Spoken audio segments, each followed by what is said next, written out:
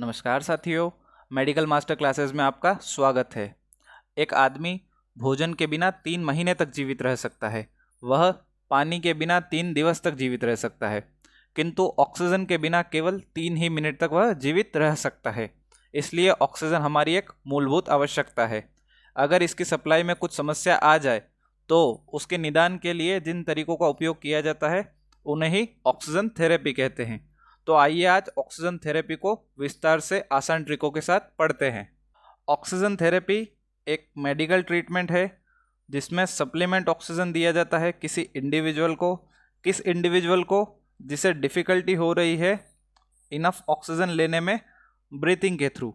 अर्थात अगर कोई व्यक्ति सामान्य रूप से वातावरण से आवश्यक मात्रा में ऑक्सीजन ग्रहण नहीं कर पाता है तो उसे अन्य तरीकों से ऑक्सीजन उपलब्ध कराई जाती है। इसे ही ऑक्सीजन कहते हैं।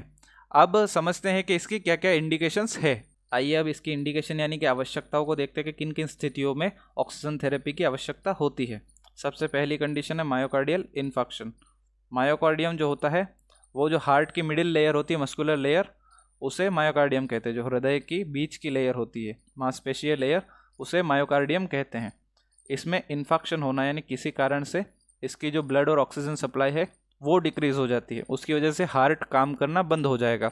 जब हार्ट काम करना बंद हो जाएगा तो आदमी कोलैप्स की स्थिति में जाएगा, वह सांस नहीं ले पाएगा। ऐसी स्थिति में उसे बाह्य स्रोतों से ऑक्सीजन देना होता है।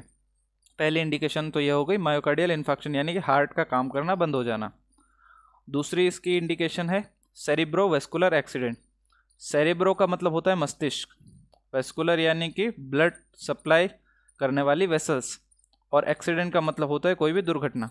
तो किसी भी कारण से अगर मस्तिष्क को सप्लाई करने वाली जो रुधिर वाहिनियाँ होती है उनमें डैमेज हो जाता है या उनकी सप्लाई बंद हो जाती है तो इसकी वजह से मस्तिष्क काम करना बंद कर देगा।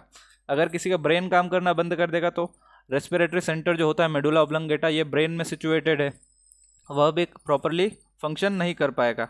अगर मेडुला ऑब्लंगेटा प्रॉपरली फंक्शन नहीं करेगा तो एक व्यक्ति सही तरीके से श्वसन की क्रिया को संपन्न नहीं कर पाएगा। इस वजह से उसे आर्टिफिशियली ऑक्सीजन देने की ज़रूरत पड़ेगी। यह था सेरिब्रोवैस्कुलर एक्सीडेंट। अब इसका तीसरा कारण समझते हैं, रेस्पिरेटरी डिस्ट्रेस। मतलब अगर किसी की सांस फूल रही है, मान लीजिए कोई ऐसी समस्या है जिसकी वजह से वो प्रॉपरली सांस नहीं ले पा रहा है, इन्वायरमेंट में प्रॉपर अमाउंट में ऑक्सीजन नहीं है या फिर और कोई कारण इसका हो सकता है, तो हमें उसे एक्स्ट्रा ऑक्सीजन बाहर से सप्लाई करना पड़ेगा। इसके बाद जो चौथा कंडीशन है वो है COPD या फिर अस्थमा। तो जो फेफड़े होते हैं, जो लंग्स होते हैं किसी व्यक्ति के, अगर उनमें इन्फ्लामेशन हो गई यानी उनमें सूजन आ गई है तो इसकी वजह से उनका जो स्पेस होता है, जितनी उनकी जगह होती है जिससे वो गैस एक्सचेंज करते हैं, उसमें कमी आ जाएगी। इसकी वजह से जितनी अमाउंट ऑफ ऑक्सीजन उन्हें लेनी थी वो उतनी ग्रहण नहीं कर पाएंगे और इस वजह से उन्हें आर्टिफिशियली बाहर से ऑक्सीजन को सप्लाई करना पड़ेगा। इसके बाद अगली कंडीशन है अनकॉन्शियस और एनेस्थीसिया।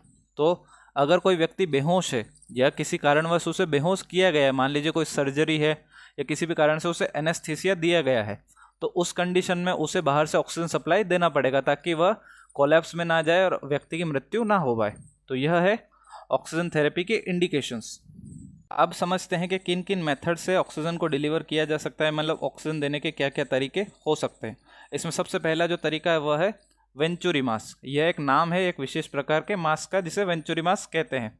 यह स्पेशली डिज़ाइन किया गया है COPD के पेशेंट के लिए।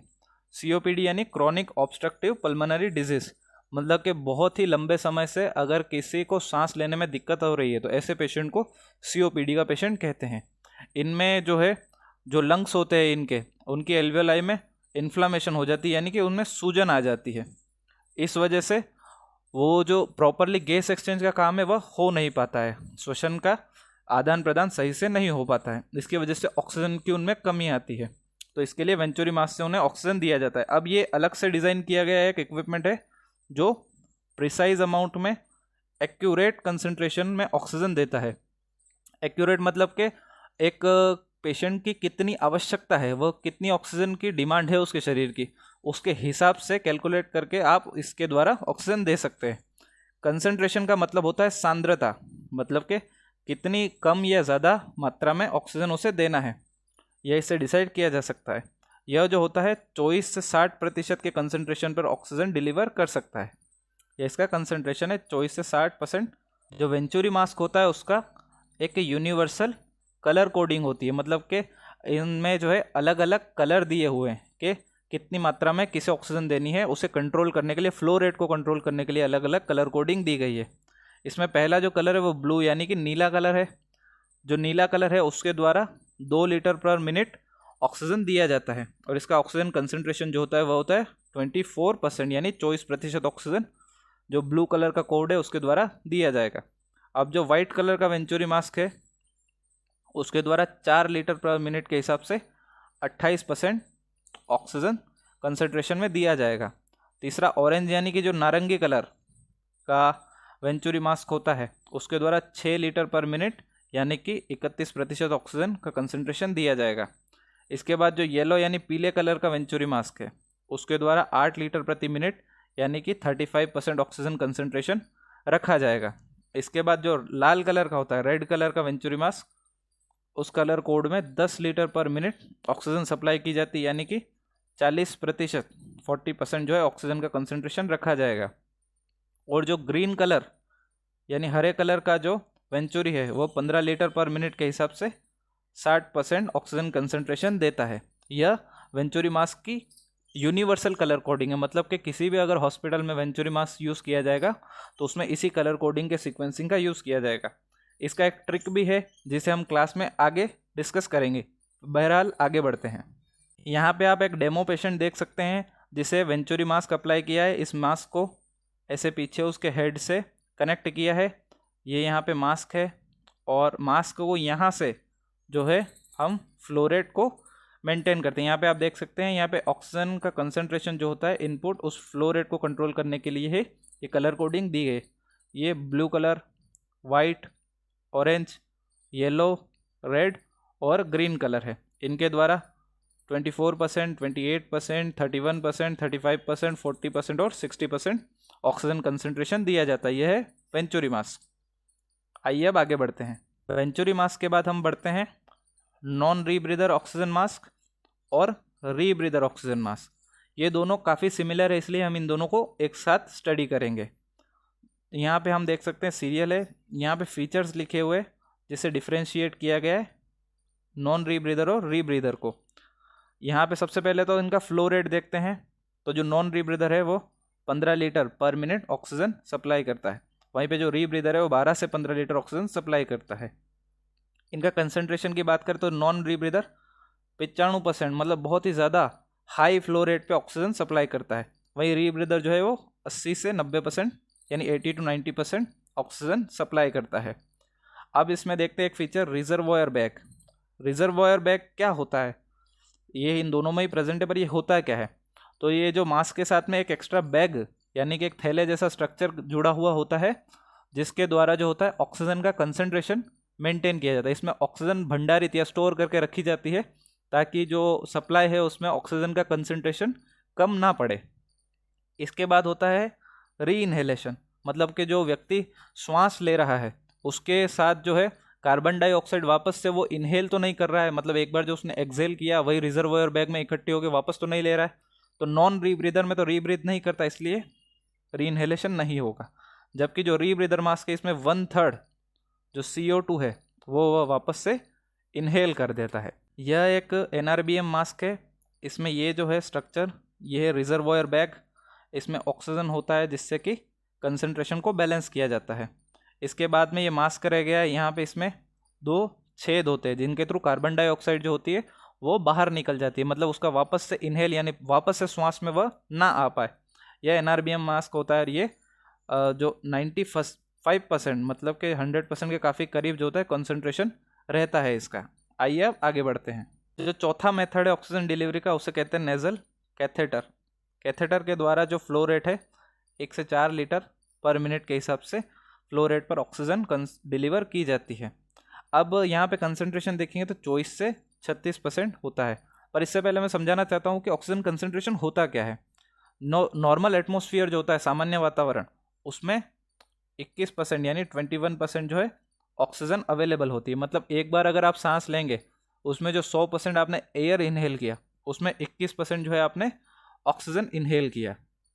अगर किसी कारण से आदमी 100% या 70% ही एयर ले पा रहा है तो वह 14 से 15% ही ऑक्सीजन ले पाएगा। ऐसी स्थिति में जब हम एक्स्ट्रा बाहर से ऑक्सीजन को देंगे तो 21% तो ये है। इसके बाद अगर 1 लीटर ऑक्सीजन अपन बढ़ाते हैं तो ऑक्सीजन का अमाउंट 24% काउंट किया जाता है। और इसके बाद जैसे जैसे बढ़ाते रहते हैं तो 4% बढ़ता रहता है। मतलब 24 के बाद अगर 2 लीटर हुआ तो 28%, 3 लीटर हुआ तो 32, 4 हुआ तो 36, 5 हुआ तो 40। उसी आधार पे यहाँ 1 से 4 लीटर है, मतलब 1 लीटर मतलब 24% पे ले जाएगा और 4 लीटर यानी कि 36% पे ले जाएगा। नेजल कैथेटर में इस प्रकार से काम करता है। वेंचुरी मास्क में तो फ्लो रेट और अमाउंट फिक्स होता है, उसमें कोई चेंज नहीं किया जा सकता है। अब ये जो होता है कैथेटर, ये एक समय पर एक ही नॉस्ट्रिल में यूज़ किया जा सकता है। मतलब जो नाक होती है इस प्रकार से उसमें 2 नॉस्ट्रिल होते हैं, तो उसमें से किसी एक ही नॉस्ट्रिल में एक समय पे यह लगाया जा सकता है। इसकी वजह से जो नेज़ल म्यूकोजा होती है उसके डैमेज होने का रिस्क रहता है, तो उस डैमेज से, उस इंजरी से बचाने के लिए हर 8 घंटे में इसे चेंज करना पड़ता है ताकि अपन डैमेज को प्रिवेंट कर सके। कैथेटर के बाद अब नेज़ल प्रोंग को देखते हैं। ये जो होता है 1 से 6 लीटर पर मिनट ऑक्सीजन सप्लाई करता है। इसका कंसंट्रेशन है 24 से 44%, जो मैंने अभी कैलकुलेट करना समझाया आपको, उस तरीके से कर सकते हैं। अब इसकी खास बात है कि ये दोनों नॉस्ट्रिल में एक साथ, बोथ नॉस्ट्रिल में यानी कि नाक के जो दोनों ही छिद्र है उन दोनों में एक साथ ऑक्सीजन को सप्लाई करेगा, और इसीलिए इसे लॉन्ग टर्म ऑक्सीजन थेरेपी के लिए उपयोग किया जाता है। ऐसे पेशेंट जिनको लंबे समय तक ऑक्सीजन की ज़रूरत है और उन्हें कम कंसंट्रेशन पे ऑक्सीजन डिलीवर करना है तो उनके लिए नेज़ल कैथेटर जो नेज़ल प्रोंग जो होता है वो बेस्ट होता है। अब यहाँ पे इमेज में हम देख सकते हैं कि दोनों तरफ से नलियाँ आ रही है और यहाँ पे आप देख सकते हैं कि दोनों नॉस्ट्रिल में जो प्रोंग है उसे सेट किया गया है। दोनों नॉस्ट्रिल में एक साथ ऑक्सीजन दी जा रही है, लंबे समय तक ऑक्सीजन इसके द्वारा दी जा सकती है। पेशेंट को ज़्यादा इरिटेशन इससे नहीं होता और उसकी एक्टिविटी भी जो होती है, गतिविधियाँ, वो भी इससे प्रभावित नहीं होती है। नेज़ल प्रोंग के बाद अब सिंपल ऑक्सीजन मास्क की बात करते हैं। जैसे नाम से पता चल रहा है इसकी जो संरचना है, जो स्ट्रक्चर है वो सिंपल है, इसमें कोई भी ज़्यादा एक्स्ट्रा चीज़ें नहीं देखने को मिलेगी। इसका जो फ्लो रेट होता है वो 5 से 8 लीटर पर मिनट होता है। इसका जो कंसंट्रेशन है उसको अगर अपन कैलकुलेट करेंगे तो वो 40 से 60%, 40 to 60% पे रहेगा। इनिशियल ऑक्सीजन एडमिनिस्ट्रेशन के लिए इसका उपयोग किया जाता है। इसका मतलब क्या है कि अगर कोई पेशेंट आया, मान लीजिए कोई एक्सीडेंट का पेशेंट आया, किसी भी चीज़ का पेशेंट आया, अभी उसे डायग्नोस नहीं किया गया कि उसे क्या समस्या हो रही है और उसे ऑक्सीजन देने की ज़रूरत है, तो जो सबसे पहला तरीका हम उपयोग में लेंगे वो है सिंपल ऑक्सीजन मास्क के थ्रू से ऑक्सीजन देंगे। इसका यूज़ कहाँ होता है? इमरजेंसी में। इमरजेंसी केस में मान लीजिए कोई एक्सीडेंट का पेशेंट है और उसे ऑक्सीजन देना है तो उसे सबसे पहले सिंपल O2 मास्क का यूज़ करेंगे। इसका एक डीमेरिट या एक खामी है कि जो पेशेंट अगर इसको यूज़ करता है तो उसे क्लस्ट्रोफोबिया होने का रिस्क रहता है। क्लस्ट्रोफोबिया का अर्थ क्या होता है? फोबिया का मतलब होता है भय या डर। क्लस्ट्रो का मतलब क्लोज या फिर बहुत ही संकरा स्पेस। तो जब व्यक्ति को ये सिंपल ऑक्सीजन मास्क लगाया जाता है तो उसे ऐसा लगता है कि उसे किसी बहुत ही कम जगह पे रहने को मौका मिल रहा है, बहुत ही वो दबा दुबा सिकुड़ा हुआ है, इसे कहते हैं क्लस्ट्रोफोबिया। अब यहाँ पे आप देख सकते हैं सिंपल ऑक्सीजन मास्क है, इस व्यक्तित्व में पहन रखा है। अगर इसमें वो बेहोशी की हालत में है तो उसे ऐसा लगेगा कि वो छोटे से एक कमरे में या बहुत ही संकरी जगह पे घिर चुका है। यह है simple oxygen mask. Simple oxygen mask के बात करते हैं ऑक्सीजन हुड की। हुड का मतलब होता है छत। जैसे गाड़ी की हुड होती है वैसे ही ऑक्सीजन का हुड मतलब ऑक्सीजन की छत। इसका जो फ्लो रेट होता है वह होता है 5 से 8 लीटर पर मिनट, और इसके आधार पे आप इसकी कंसंट्रेशन काउंट कर लीजिएगा। इसका उपयोग जो है सामान्यतः चिल्ड्रंस यानी बच्चों में किया जाता है, छोटे बच्चों में इसका उपयोग किया जाता है। उसका कारण क्या है? तो क्या कि छोटे बच्चे जो है अगर उनको आप एक बड़ा मास्क लगाएंगे, उनके फेस पे मास्क लगाएंगे तो उन्हें इरिटेशन होगी, उन्हें समस्या होगी उससे, और उस इरिटेशन से बचने के लिए वो बार बार उस मास्क को खींचेंगे, उसे उतारने की कोशिश करेंगे। इसकी वजह से जो ऑक्सीजन की सप्लाई है वो बिगड़ सकती है। तो इसलिए यहाँ पे देखिए आप, इनके सर पर ये एक हुड यानी कि एक छत के जैसा स्ट्रक्चर लगा है और इस पे यहाँ पे ये ऑक्सीजन की सप्लाई लाइन है, इसके द्वारा ऑक्सीजन सप्लाई किया जा रहा है। इससे बच्चे को कोई इरिटेशन भी नहीं होगी और इसे वो आसानी से हटा भी नहीं पाएगा। यह है ऑक्सीजन हुड। ऑक्सीजन हुड के बाद अगली जो तरीका है वह है ऑक्सीजन टेंट के थ्रू ऑक्सीजन सप्लाई करना। टेंट का मतलब हम समझते हैं सामान्य भाषा में तंबू, तंबू के द्वारा ऑक्सीजन सप्लाई करना। तो यहाँ पे जो फ्लो रेट है यह 10 से 12 लीटर पर मिनट का रहता है। इसका उपयोग सामान्यतः जो बर्न के पेशेंट है, यानी जो जल जाते हैं ऐसे पेशेंट, इसके अलावा जिनके टिश्यू नेक्रोसिस है यानी जो मांसपेशी या जो उत्तक है वो सड़ गए हैं, उसके अलावा किसी का अगर किसी इंजरी में बहुत ज़्यादा टिश्यू डैमेज हो गया, इलेक्ट्रिक बर्न वगैरह है, तो उन सब स्थितियों में इसका उपयोग किया जाता है। इसका फ़ायदा क्या है, तो ये जो वुंड हीलिंग होती है, मतलब घाव को भरने में यह काफ़ी सहायक होता है। ऑक्सीजन जो होता है, अगर टिश्यू को ऑक्सीजन अच्छे अमाउंट में मिलेगा तो वो आसानी से रिपेयर होगा। अब इसको आइए यहाँ पे देखते हैं। ये यहाँ पे आप पर्दे जैसा स्ट्रक्चर देख सकते हैं, और ये जो पेशेंट है ये पूरी तरीके से इसमें कवर है, पूरी तरीके से ढका हुआ है। एक टेंट जैसी स्ट्रक्चर है जिसके अंदर पेशेंट सोया हुआ है। इससे क्या होगा, हम आसानी से कोई उसे टच नहीं करेगा, तो मक्खियाँ वगैरह उसे इरिटेट नहीं कर सकते उसे घाव को। वहीं पे एक साथ अगर ऑक्सीजन दिया जाएगा तो उसके टिश्यू जो होते हैं वो भी आसानी से हील करेगा, बहुत जल्दी वो घाव जो है भरने का काम करेगा। ऑक्सीजन टेंट के बाद जो अगला है वह है टी पीस। टी का मतलब होता है ट्रेकियोस्टोमी, तो ट्रेकियोस्टोमी पीस जो होता है उसे टी पीस कहते हैं। अगर कोई पेशेंट आसानी से सांस नहीं ले पा रहा है तो उसे मुंह के द्वारा सांस दी जाएगी, और अगर कोई मुंह से भी सांस नहीं ले पा रहा है, स्थिति ज़्यादा गंभीर है, तो उसके गले में ट्रेकियोस्टोमी किया जाएगा, मतलब कि गले में छेद किया जाएगा, उसके द्वारा एक नली इंसर्ट की जाएगी और उसके द्वारा ऑक्सीजन दिया जाएगा। यहाँ पे जैसे आप देख सकते हैं इसके जो नेक है वहाँ पे कट लगा के ये ट्यूब को इंसर्ट किया गया है। उसके बाद ये नेबुलाइज़र है ताकि उसके अंदर जो म्यूकस होता है वह वहाँ पे श्लेष्मा जो है जमे नहीं और वो थिक ना हो, जिससे कि सांस लेने में समस्या ना आए। ये होता है टी पीस। इसका फ्लो रेट होता है 1 से 4 लीटर पर मिनट। आपको बताना है कि इसके अलावा और किसका फ्लो रेट 1 से 4 लीटर होता है। इसका उपयोग जैसा मैंने बताया ट्रेकियोस्टोमी में करते हैं।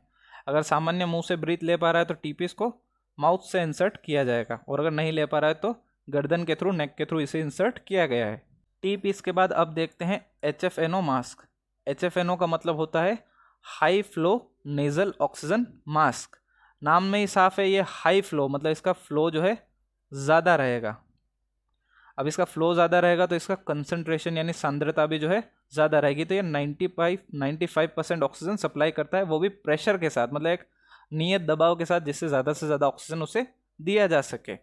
इसका उपयोग जो है सबसे ज़्यादा कोविड-19 के समय किया था। कोविड-19 में हमें पता है कि पेशेंट जो होते हैं उन्हें ब्रीथिंग डिफ़िकल्टी हो रही होती, उन्हें सांस लेने में समस्या हो रही थी। तो ऐसी स्थिति में उनके शरीर को ज़्यादा एफर्ट ना करना पड़े और हम आर्टिफिशियली बाहर से ज़्यादा अमाउंट ऑफ ऑक्सीजन उन्हें डिलीवर कर सके, ज़्यादा ऑक्सीजन उन्हें सप्लाई कर सके, इसलिए एक मास्क डिज़ाइन किया गया था, उसे कहते हैं HFNO मास्क। ये इसका स्ट्रक्चर है, आप देख सकते हैं HFNO मास्क का। ये यहाँ पे मास्क है जो काफ़ी हद तक फुल्ली पैक होता है, इसके द्वारा इसे पीछे की तरफ टाई किया जाता है। ये मास्क का स्ट्रक्चर है। आइए आगे बढ़ते हैं। तो हमने ऑक्सीजन देने के सारे तरीके पढ़ लिए हैं। अब इसे याद रखने के लिए एक ट्रिक पढ़ते हैं। ट्रिक है विनर के पास से हट तू। विनर के पास से हट तू। यहाँ पे वी से जो होता है वेंचुरी मास्क होता है। वेंचुरी मास्क के बारे में हमने पढ़ा कि यह एक्यूरेट तरीका है ऑक्सीजन देने का। जो COPD के पेशेंट होते हैं उनको देते हैं। इसमें एक यूनिवर्सल कलर कोडिंग होती है जिसके द्वारा ऑक्सीजन फिक्स अमाउंट में डिलीवर किया जाता है। इसके बाद नर से होता है नॉन रीब्रीदर और रीब्रीदर मास्क। इनमें एक रिजर्वोयर बैग होता है। रिजर्वोयर बैग का काम क्या है कि भैया ऑक्सीजन की जो कॉन्सेंट्रेशन है, जो सांद्रता है, जो अमाउंट है, वह बैलेंस रखना ताकि पेशेंट में ऑक्सीजन जो सप्लाई है उसकी कमी ना हो।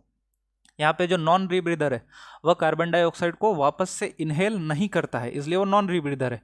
जबकि रीब्रीदर में जो 1/3 कार्बन डाइऑक्साइड होती है, 1/3 कार्बन डाइऑक्साइड, वह वापस से श्वास के द्वारा लेता है, इसलिए वह रीब्रीदर है।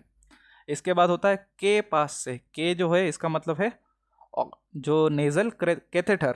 जो कैथेटर होता है उसकी सबसे बड़ी खामी क्या है कि वो सिंगल नॉस्ट्रिल में यानी एक ही नाक के छिद्र में उपयोग में लिया जाता है। इसकी वजह से नेजल म्यूकोसा को डैमेज करेगा और इस कारण से उसे हर 8 घंटे में चेंज करना पड़ता है। यह 1 से 4 लीटर यानी कि जो कम अमाउंट ऑफ कंसंट्रेशन होता है, कम कंसंट्रेशन या कम सांद्रता के लिए इसका उपयोग किया जाता है। के पास। पास से होता है नेजल प्रोंग। इसका पहला फ़ायदा क्या है कि यह इसमें जो होता है, जो दोनों नॉस्ट्रिल है उनमें जो है यह ऑक्सीजन सप्लाई करता है। दोनों नॉस्ट्रिल में यूज़ होता है तो इरिटेशन नहीं होगा। व्यक्ति है उसकी जो एक्टिविटी ऑफ डेली लिविंग है, मतलब रोज़मर्रा के काम है, वो प्रभावित नहीं होंगे। वह आसानी से अपनी गतिविधियाँ कर पाएगा। तो अगर किसी को लंबे समय तक ऑक्सीजन सप्लाई करनी है कम कॉन्सेंट्रेशन में, तो उसके लिए सबसे अच्छा तरीका होता है नेजल प्रोंग। के पास से का मतलब होता है simple oxygen mask. Simple oxygen mask simple condition जो डायग्नोस अभी नहीं हुई है, मतलब इमरजेंसी की जो कंडीशन होती है, आपातकालीन स्थितियाँ, उनमें जो है सिंपल ऑक्सीजन मास्क उपयोग में लिया जाता है। ये जो होता है 5 से 8 लीटर ऑक्सीजन सप्लाई कर रहा है। और इसकी एक डीमेरिट या एक खामी है क्लस्ट्रोफोबिया। क्लस्ट्रोफोबिया का अर्थ होता है क्लोज स्पेस का फियर, यानी कि जो संकरे या कम जगह वाले एरिया होते हैं, छोटे कमरे, उनका जो डर होता है, उस प्रकार की जो पेशेंट होता है उसको भावना होती है। इसके बाद होता है हट टू। हट टू का मतलब है एच और टी, इन दोनों के ही दो नाम हैं। हट टू मतलब एच से तो होगा सबसे पहले ऑक्सीजन हुड। हुड का मतलब क्या है? छत। ये उपयोग किस में किया जाता है? तो बच्चों में उपयोग किया जाता है। उसका कारण क्या है? अगर बच्चे को अपन सामान्य ऑक्सीजन मास्क लगाएंगे तो वो उस ऑक्सीजन मास्क को बार बार खींचेगा, उसे हटाने की कोशिश करेगा इरिटेशन की वजह से। तो इससे बचने के लिए और ऑक्सीजन सप्लाई बाधित ना हो, इसलिए उनके ऊपर ऑक्सीजन हुड लगाया जाता है, छत जैसी स्ट्रक्चर, जिसकी वजह से वो आसानी से ऑक्सीजन भी ले पाएंगे और उन्हें इरिटेशन भी नहीं होगी। ऑक्सीजन हुड के बाद दूसरा होता है HFNO, मतलब high flow nasal mask. HFNO जो होता है, यह नाम से ही पता चला, हाई फ्लो यानी कि ज़्यादा सांद्रता में ऑक्सीजन देगा, 95% ऑक्सीजन कंसंट्रेशन रखेगा। और ये उपयोग में कहाँ लिया जाता है? कोविड-19 के पेशेंट की समस्या क्या थी कि वह खुद से सांस ज़्यादा आसानी से नहीं ले पा रहे थे, तो उन्हें एक एक्स्ट्रा सपोर्ट देने के लिए HFNO डिज़ाइन किया गया था। इसके बाद टी से होते हैं दो। पहला तो है ऑक्सीजन टेंट। टेंट का मतलब होता है तंबू। तो मतलब जैसे अपन एक तंबू बनाते हैं, उस प्रकार से एक स्ट्रक्चर होती है जिसमें पेशेंट जो होता है पूरी तरीके से कवर रहता है, और जो पेशेंट होता है उसे ऑक्सीजन की सप्लाई की जाती है एक प्रेशर के साथ में। इसका मूल जो उद्देश्य है वो है टिश्यू हीलिंग, या फिर जो उत्तक होते हैं, जो घाव होते हैं, चोट होती है, उसको जल्दी से जल्दी हील होना। इसका उपयोग किस किस कंडीशन में किया जाएगा? तो एक तो बर्न, यानी कि जो झुलस गया हो, जल गया हो पेशेंट आग से, बिजली से इत्यादि से, तो उसमें उपयोग किया जाएगा। नेक्रोसिस की कंडीशन में। इसके अलावा अगर किसी पेशेंट में कोई टिश्यू को बहुत ज़्यादा डैमेज हो गया है, कोई बहुत बड़ा घाव है, तो उसके भरने के लिए इसका उपयोग किया जाता है। और दूसरा जो टी का अर्थ है वो होता है टी पीस। टी का मतलब ट्रेकियोस्टोमी पीस। ट्रेकियोस्टोमी का मतलब होता है ट्रेकिया में कट लगाना, ऑस्टोमी यानी ओपनिंग या फिर उसमें छेद करना। ट्रेकिया कहाँ होता है? गले में, जो श्वास नली होती है, अगर उसमें छिद्र किया जाएगा और उसके द्वारा एक नली इंसर्ट करके फिर ऑक्सीजन दिया जाएगा, तो इसको ट्रोकियोस्टोमी कहते हैं। इसके लिए जो पीस यूज़ किया जाता है उसे टी पीस कहते हैं। तो ये तो ऑक्सीजन डिलीवरी के 10 तरीके थे। अब जो हमने सबसे पहले पढ़ा वेंचुरी मास्क, उसमें यूनिवर्सल कलर कोडिंग पढ़ी, तो उस कलर कोडिंग को याद करने का एक ट्रिक है, ब्लू वाली ओयो रह गई, ब्लू वाली ओयो रह गई। ब्लू से तो पता चल रहा है ब्लू कलर कोडिंग है। सबसे पहले 24% ऑक्सीजन सप्लाई, फिर वाली से होता है वाइट, ओयो से होता है ऑरेंज और येलो, रह से होता है रेड, और गई से होता है ग्रीन। ये 6 कलर कोडिंग है वेंचुरी मास्क की। यह तो थे ऑक्सीजन डिलीवरी के मूल तरीके।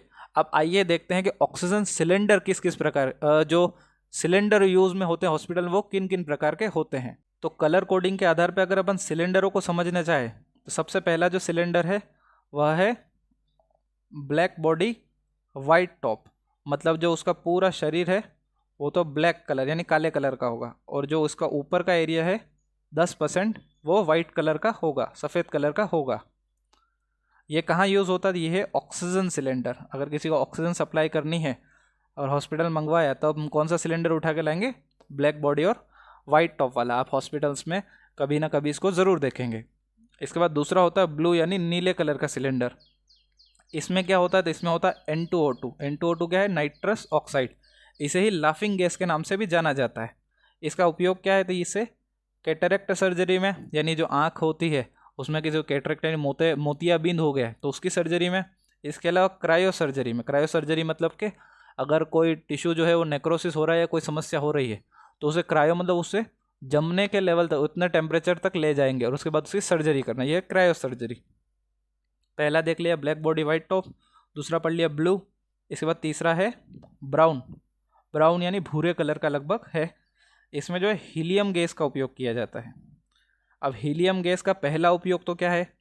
यह अयोर्टिक बलून इन्फ्लेशन में, यानी कि अगर आप अयोर्टा के अंदर, जो हमारी ब्लड वेसल होती है, महाधमनी जिसे कहते हैं अयोर्टा, उसके अंदर में अगर आप एक बलून को इन्फ्लेशन करते हैं, मतलब एक गुब्बारा होता है, उसे फुलाने के लिए जो है हम हीलियम गैस का उपयोग करते हैं। इसके अलावा जो ऑक्सीजन सिलेंडर भी होता है, उसके अंदर भी ऑक्सीजन के साथ हीलियम गैस दी जाती है ताकि उसका लेवल बैलेंस किया जा सके। इसके बाद जो चौथा सिलेंडर है वो है ग्रे कलर का। ग्रे कलर के सिलेंडर में CO2। अब आप सोच रहे होगे CO2 का क्या उपयोग आ सकता है, ये तो शरीर के लिए अच्छी नहीं होती है। आप थोड़ा सा गलत है। CO2 का उपयोग आता है लेप्रोस्कोपिक सर्जरी में। लेप्रोस्कोपिक का मतलब, स्कोपिक का मतलब तो होता है देखना, लेप्रो का मतलब पेट के द्वारा होने वाली सर्जरी। ऐसी सर्जरी जिसमें पेट या एब्डोमेन पे कोई कट लगाया जाएगा, एक ओपनिंग की जाएगी, उसके द्वारा कोई तार या फिर कोई इक्विपमेंट इंसर्ट किया जाएगा और उसके द्वारा जो है सर्जरी कंप्लीट की जाएगी। इसे कहते हैं लेप्रोस्कोपिक सर्जरी। यहाँ पे CO2 का क्या काम है, तो ये जो पेट के चारों ओर की लेयर होती है जिसे पेरिटोनियम कहते हैं, उस पेरिटोनियम को जो होता है, जो पेरिटोनियम होती है उसे जो होता है ये फुलाने का काम करेगी। उसमें CO2 भरी जाएगी जिससे कि विजुअलाइजेशन ईजी हो जाए, जिससे आसानी से आगे जो अंग है उन्हें देखा जा सके। इसके लिए CO2 का यूज़ किया जाता है लेप्रोस्कोपिक सर्जरी में। कौन से कलर का सिलेंडर है, ग्रे कलर का। इसके बाद जो आखिरी है वह है ऑरेंज कलर का सिलेंडर, ऑरेंज यानी नारंगी कलर का सिलेंडर। इसका उपयोग होता है साइक्लोप्रोपेन में। और साइक्लोप्रोपेन कहाँ यूज़ होती है, तो एनेस्थीसिया में। तो जो सर्जरी के समय एनेस्थीसिया पर्सन होता है वो इसका उपयोग करता है। पेशेंट का जो CNS होता है, सेंट्रल नर्वस सिस्टम या केंद्रीय तंत्रिका तंत्र, उसे शांत करने के लिए, रिलैक्स करने के लिए, ताकि पेशेंट बेहोशी की हालत में जाए और उसकी सर्जरी की जा सके। यह थे सिलेंडर, उनके कलर। अब इन्हें याद कैसे रखेंगे, तो देखिए इसे याद रख सकते हैं OBG से, और यहाँ पे B को 3 बार याद रख लीजिए क्योंकि ये एक आगे का हट जाएगा तो ये 3 जैसी स्ट्रक्चर है। O से ऑरेंज है साइक्लोप्रोपेन, B से black body white top oxygen का, ब्लू नाइट्रस ऑक्साइड का, और एक B है ब्राउन हीलियम के लिए। वहीं पे G से ग्रे होता है CO2 के लिए। आइए अब आगे बढ़ते हैं। तो आइए आप ऑक्सीजन थेरेपी की कॉम्प्लिकेशंस को समझते हैं कि भैया इसकी वजह से क्या क्या जटिलताएं या दुविधाएं हो सकती है, पेशेंट को क्या क्या समस्याएं हो सकती है। इसमें सबसे पहली जो समस्या है वो है रेट्रोलेंटल फाइब्रोप्लेसिया। इसका एक अन्य नाम है ROP, जिसका मतलब होता है रेटाइनोपैथी ऑफ प्रीमेच्योरिटी। रेटाइनोपैथी of prematurity. यहाँ पर रेटाइना का मतलब तो जो आँख की अंदरूनी लेयर होती है, जो न्यूरल लेयर होती है, जो तंत्रिका लेयर होती है, जो ब्रेन को सप्लाई करती है जारी सारी इम्पल्सेस, उनका पैथी यानी कि उनका बिगड़ जाना। किस कंडीशन में, प्री मेच्योरिटी वाली कंडीशन में। इसे कहते हैं रेटाइनोपैथी ऑफ प्री मेच्योरिटी। इसका मूल समस्या यह है कि अगर कोई बच्चा प्री टर्म यानी समय से पहले, प्री टर्म बेबी होता है, प्री मेच्योर बेबी होता है, मतलब जो 38 वीक से पहले डिलीवर हो जाता है, तो उसके जो लंग्स होते हैं वो प्रॉपरली डेवलप नहीं होते हैं। ऐसी स्थिति में हम उसे ऑक्सीजन देते हैं। अगर उसे ऑक्सीजन देते समय हमसे ध्यान नहीं रहा और हमने उसे 100% कंसंट्रेशन की ऑक्सीजन थोड़े लंबे समय तक दे दी, तो इसकी वजह से क्या होगा, हम उसे ऑक्सीजन सप्लाई करेंगे हुड के द्वारा, उसकी वजह से उसकी आंखों को भी ऑक्सीजन मिलेगा। इसकी वजह से जो उसका रेटाइना होता है, जो उसका रेटिना होता है, उस लेयर का फाइब्रोसिस हो जाएगा, मतलब कि वह जड़ हो जाएगा, वह मोटा हो जाएगा। इस वजह से जो नर्व इम्पल्सेस होता है, जो संदेश वह भेजता है ब्रेन को, वह नहीं भेज पाएगा। इसकी वजह से जो बच्चा है समय के साथ अंधा हो जाएगा, ब्लाइंडनेस कॉज कर सकता है रेटाइनोपैथी ऑफ प्रीमेच्योरिटी। कब, जब ऑक्सीजन 100% कंसंट्रेशन पे दिया जाएगा, वो भी बहुत लंबे समय के लिए। इसका मतलब ये है कि भैया ऑक्सीजन की कमी होगी तब तो मर ही रहे हो, ज़्यादा हो तो भी नुकसान दे रहा है। इसीलिए चाणक्य ने कहा था अति सर्वत्र वर्ज्यते, किसी भी चीज़ की अति नहीं होनी चाहिए। ये थी पहली कॉम्प्लिकेशन। इसके बाद जो दूसरी कॉम्प्लिकेशन है वह है ऑक्सीजन डिपेंडेंसी, मतलब ऑक्सीजन पर निर्भरता हो जाना।